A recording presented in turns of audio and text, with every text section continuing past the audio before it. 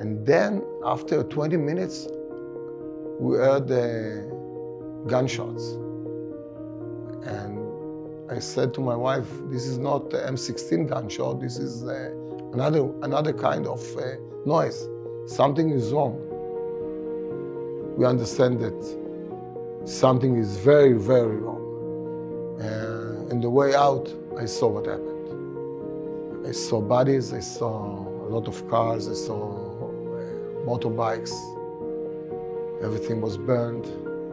And after 2 or 3 hours, when we arrived to my sister's house in the north part, we start to understand what happened. And we are going to build again the area, the team. That's hard.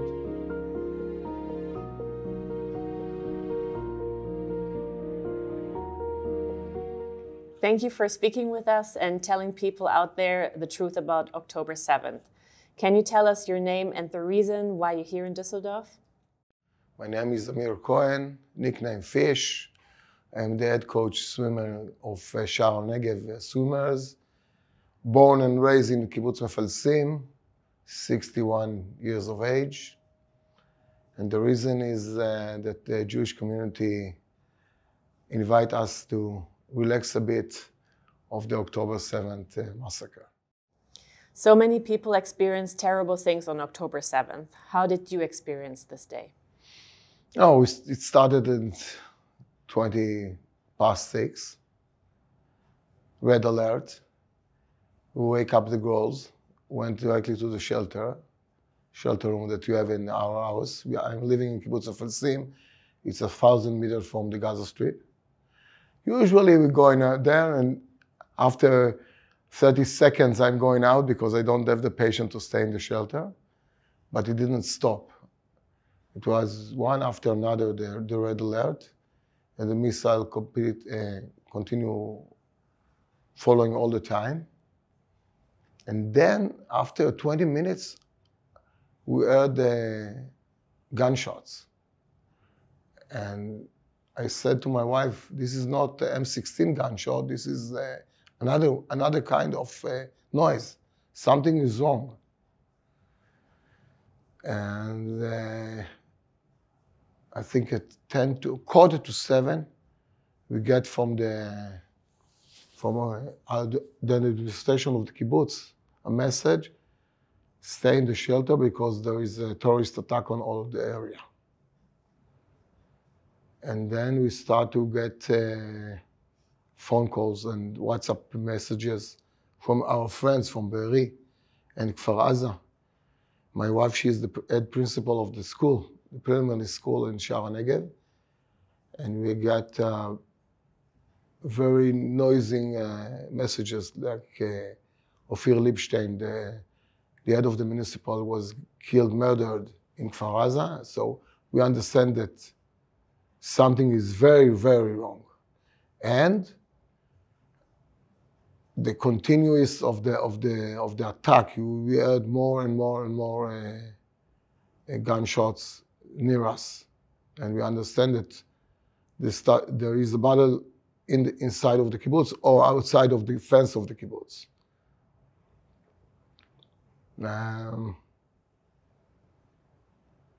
The good about Mefalsim, that the squad, the immediate squad, the defenders of the kibbutz, we had the guns inside of our houses, so we don't need to go to another place to pick up the guns, and they immediately went out to the fence and start to retaliate against the terrorists who came of the Nukhba against the kibbutz.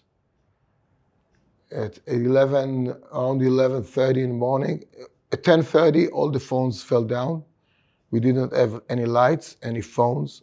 We didn't know what's going on. But we heard the battle outside of the kibbutz. We heard my house is exactly on the fence of the kibbutz. I know later that around 11:30, there was a squad from the IDF who came and helped our squad to protect the kibbutz. and we heard the helicopter above us start to shoot down the terrorists. Around 2:30 noontime, it was quiet. But we still didn't have any information about nothing because we didn't have a phone.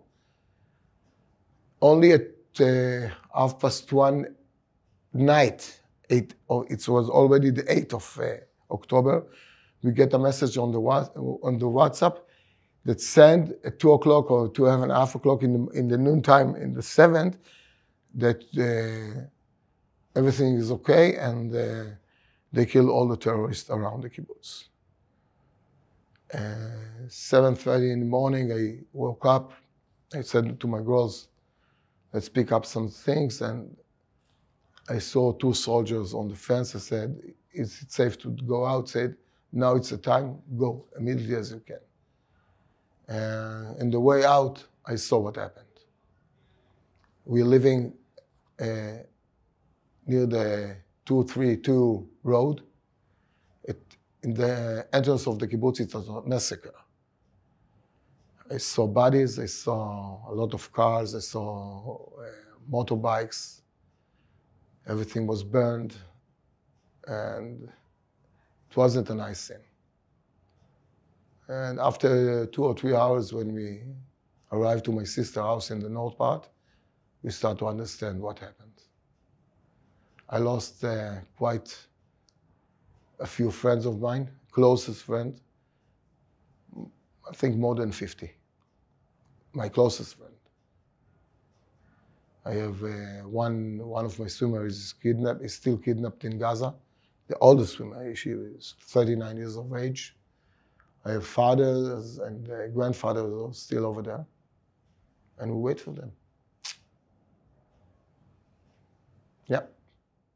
What has changed for you after that day? First of all,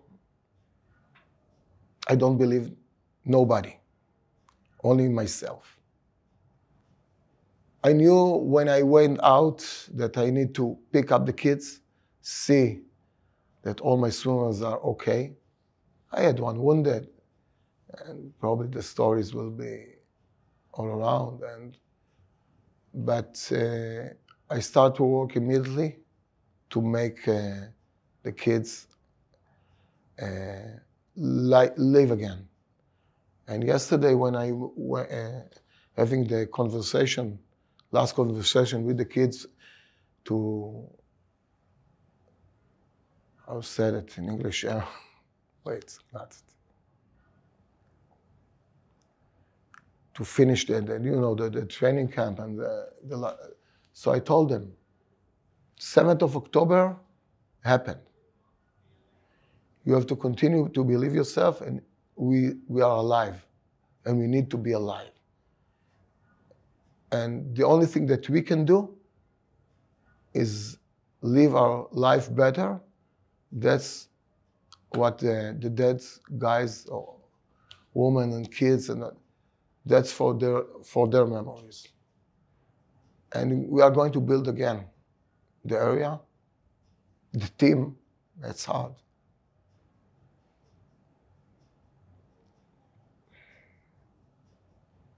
But we should prevail. And now you're here in Düsseldorf as the coach of your swimming team.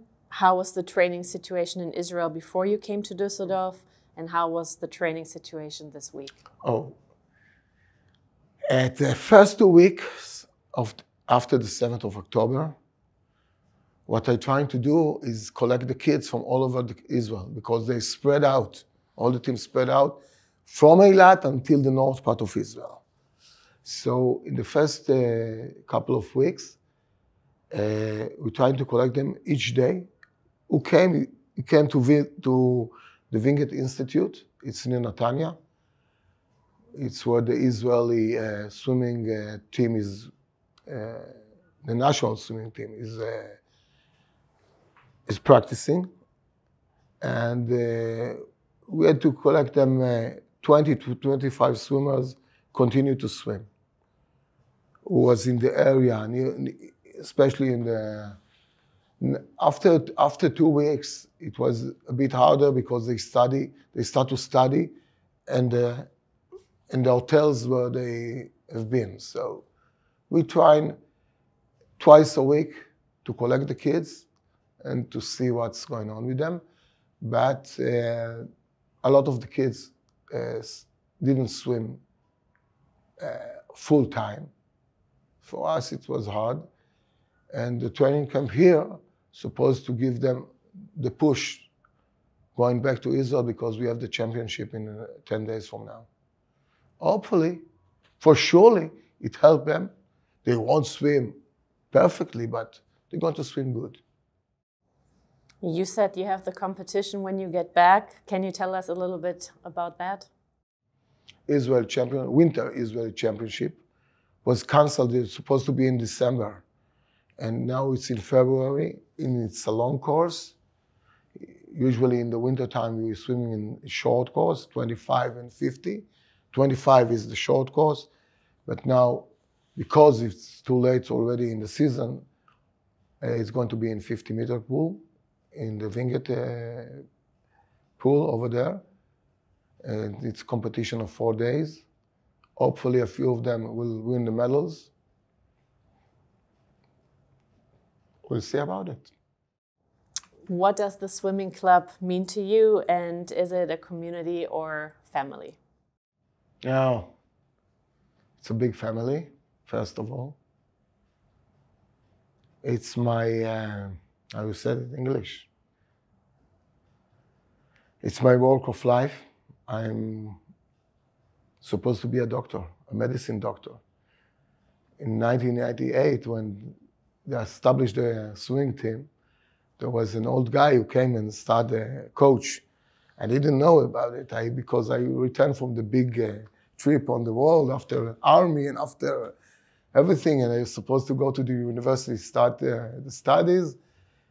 And they established in Kibbuz Mefalsim, they established a new pool over there, a warm-up pool, so they decided to make a swimming team in Shar HaNegev. And then the old coach saw me because we used to do a competition against kibbutz teams, you know. And I didn't know that my brother was the manager. They put my brother as a manager of the swimming team that's going to Bond. And other coach said, the swimmers, the kids, it's okay. I can choose 1 or 2 or 3. But I want the crazy guy who's running over the pool and shouting on them. And that's history. And when I came to my father, I said, no, I'm just going to Winget to study swimming coaching for 2 years. I said, doctor, you are not going to be, I know you. So that's a mission of my life. And I'm seeing the swimmers, swimming, it's not just swimming. For me, it's educational. I'm proud to say that under my belt, there is few pilots, few doctors, and engineers and stuff like this. And better than that, they are human beings. They are human beings. That's the most important for me. What are your hopes for the future? Rebuild it. Rebuild the area better. And quiet life. It's very tough that my girls, for example, don't know any other situation about red alerts. They are 16 and 12 and a half, both of them. And they don't know other situation of living. Each day the life can turn down immediately. And in Shar HaNegev we have a saying that 95% of the time it's heaven, 5% it's hell. The 5% won in the 7th of October. And I want 100% of the time it's going to be heaven, and not 95%. Hopefully it will happen. But I'm not so I'm very optimistic, but I'm very realistic. So I know what I'm doing. All right. Thank you. Thanks, guys.